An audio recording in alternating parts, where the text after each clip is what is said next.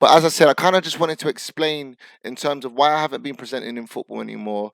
But let's just kind of put a timeline to it. So a lot of people know me from my time at 442 magazine, where I was the presenter and the host there. I was, interviewing loads of footballers. We was doing tutorials, we was doing boot reviews, and a lot of things like that. Now, I think that was around about maybe 2017, late 2016. Um, and at that time, I kind of noticed a change within football.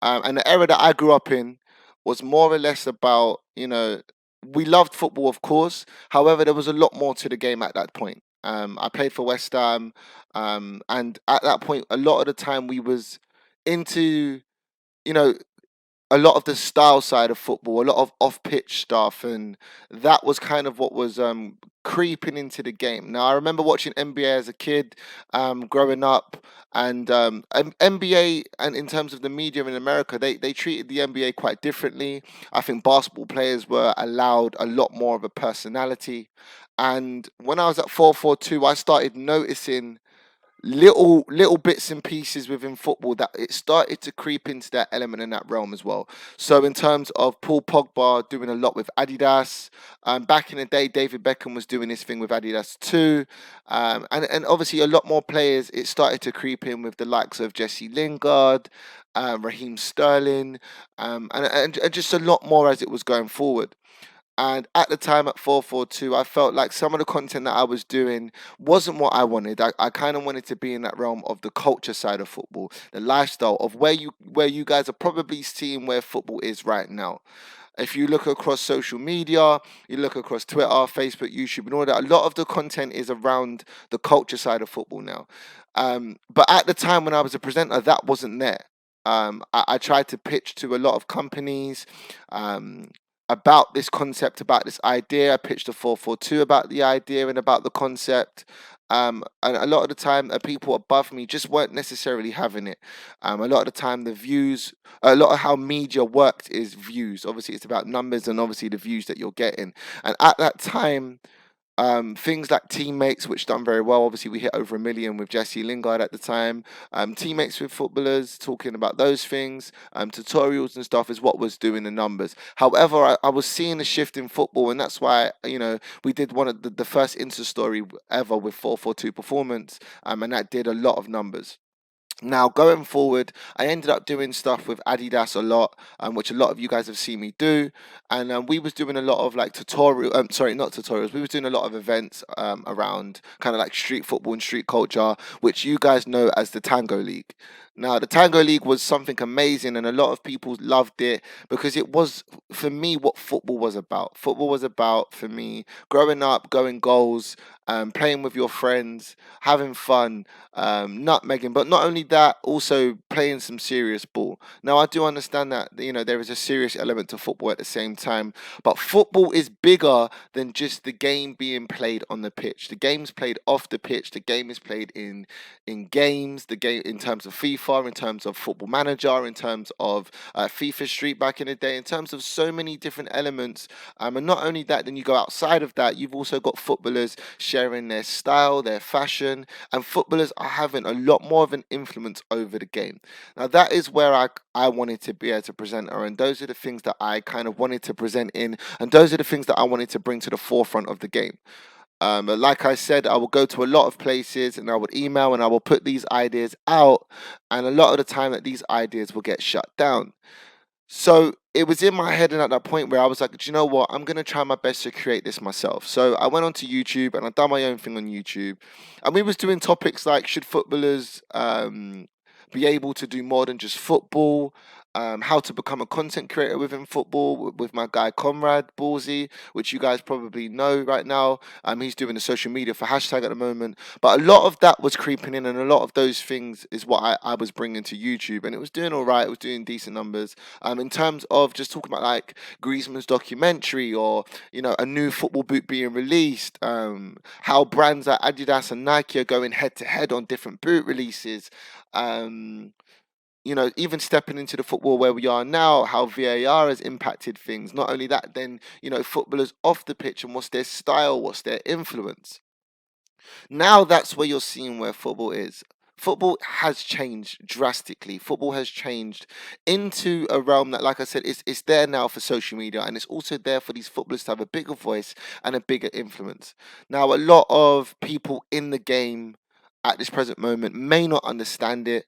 Don't understand that that's what you know the kids of today are growing up into. I remember for me when YouTube came along, I would spend hours and hours and hours on YouTube watching Neymar's football skills, watching Iniesta and trying to imitate his game, and then I was more interested in okay, so what do these people do off the pitch, like in terms of recovery, in terms of warming up? Okay, and then that transitioned into I want to know more about the person. Now, that's where I want to start taking this podcast. I want to get back into my football bag. A lot of people have been asking me, they want me to do it, they want me to get into it. And I'll be honest with you, I want to do it and I want to get into it as well. In terms of just like, this is why this podcast is called MixKult. It's about a mix of cultures and how I felt like football was blending and mixing in with certain things. Now, I'm not going to sit here and discredit anyone. Um, the ones that were really pushing this forward because they had the platform to do so, but obviously they were limited in a certain way that they could do it, was Poet and Vuj. Now, Poet and Vuj is one of the reasons why I started doing football presenting and going into social media as a presenter and doing hosting. And they came with something called FIFA and Chill, which I think was one of the best concepts to hit YouTube. Comments below, which was kind of a raw, authentic take to what football is. Um, and for me, I wanted to be in that realm, and I wanted to bring that towards, like I said, media platforms. Like I said, a lot of media platforms, they weren't doing that at the time. They were kind of shutting it down, and they were kind of, saying, no, this is kind of what works, and this is what we're going to do. Now, if you look at media and you go towards Americans, and Bleacher Report, I think is doing it very, very well with a lady called Taylor Rooks, and they're doing it in the NBA, and she's slowly transitioning doing football and soccer. You can see that, the interviews inside homes with footballers is where it's at. Talking about their style and their fashion is where it's at. Playing games with these footballers and having certain conversations.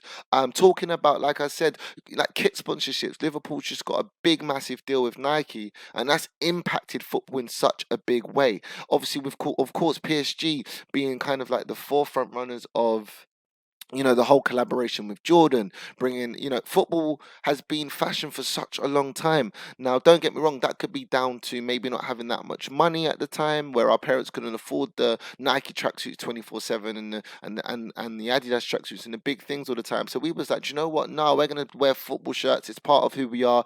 We love the game, and it's been a statement for a while.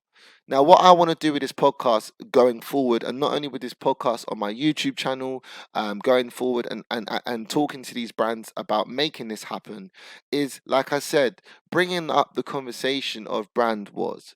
Because that's where football's being impacted. Bringing up the collaboration of PSG and Jordan. Bringing up the, Nike's releasing boots that are competing against Adidas. I'm just talking to you guys about the business of what football is. What I want to do is bring back that when we was in school, the conversations we would have, when we're in the changing rooms, the conversations we would have, obviously when we're on the phones to our friends having a bit of banter or on the headsets on Call of Duty, that's the stuff that I want to start bringing to content.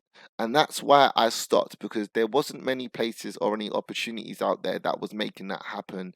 And obviously, of course, I was trying, but there was a lot of limited resources to make that happen. I had access to, I had the camera equipment, I had all the, access to making some of these interviews happen. But then again, going on my YouTube channel, not a lot of people may say yes to it, because obviously reach and numbers and things like that. So obviously you try to go towards these media platforms to try and make that happen. And as I said, it's either Poet and Vooch had it tied up with Copper 90 and they were doing what they're doing, and then the rest of the brands didn't really understand.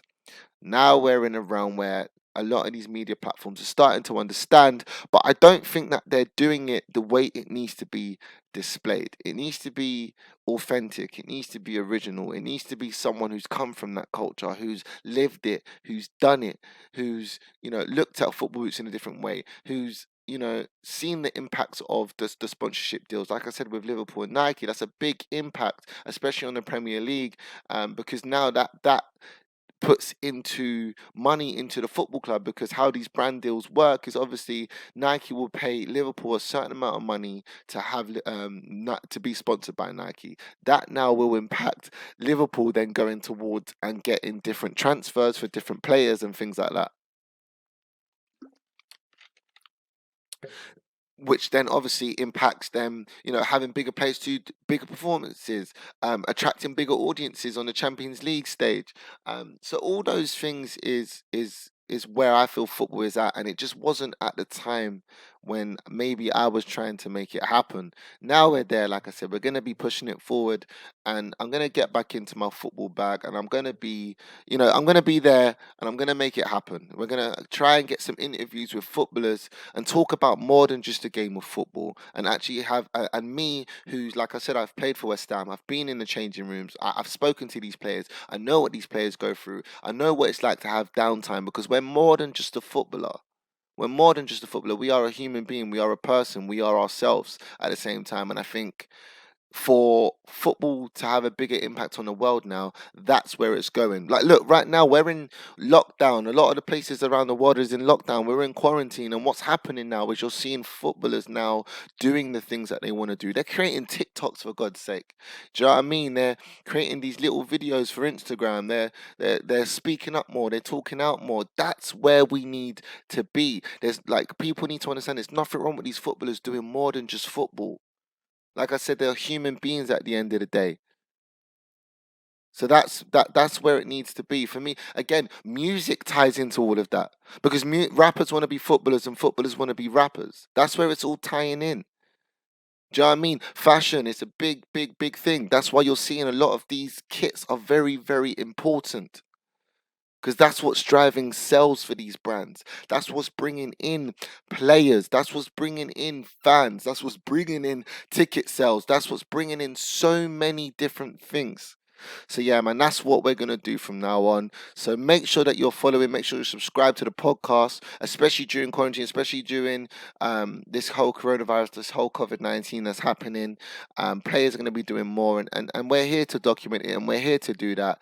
Like I said, if you like this podcast, please just like it, share it with people, share it so people can understand why I stopped and why I didn't do football no more. And yeah, man, we'll catch you on the next one. Peace.